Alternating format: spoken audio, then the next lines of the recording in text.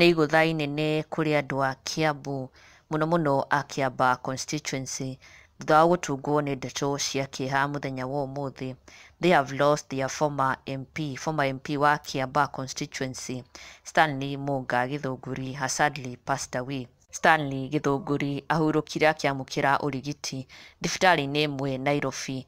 His cause of death has not yet been revealed, nor he is reported to have been battling dementia, blood pressure, diabetes, and he had also underwent a kidney transplant. Igũtha inene mũno kũrĩ andũ a Kiamba constituency. Stanley Gĩthũngũri was very dedicated kũrĩ andũ a Kiamba na Kiambu at large. He has been involved in so many developments in Mũchatha, Kiamba, and also Kiambu at large.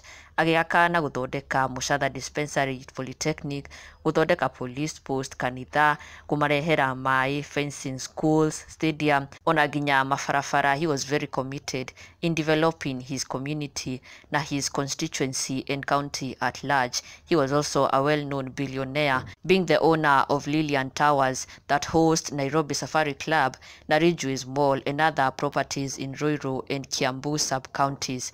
Nĩarendetwo mũno nĩ aikari a Kiambu na nĩ matigwo na ihoru inene mũno na makamũcakaya na njĩra nene mũno. Oho kũmũtũgĩria nĩ wĩra mwega arakoretwo akĩrutĩra aikari a Kiamba.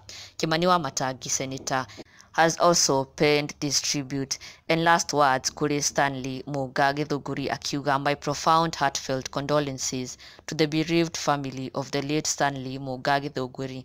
He was a great leader, may his soul rest in peace. Na ona nginya the current MP wa Kiamba constituency Kawanjikũ onake nĩacakaĩte Stanley Gĩthũngũri akiuga nĩ mũndũ ũrarĩ mwĩrutĩri mũno na he was very committed to the welfare of his people. He has died at the age of 77 na aigerire politics mwaka-inĩ wa 2007 na ona nginya nĩageretie kũrũĩra gĩturwa kĩa ũseneta kaunti-inĩ ya Kiambu no akĩhotwo. No ona thengia wa kũhotwo no arakoretwo athiĩte na mbere kũnyitĩrĩra andũ a Kiamba na community yothe ya Kiamba. Arohurũka ũhoro. And make sure you never miss an update. Subscribe now for the latest Kikuyu celebrity news.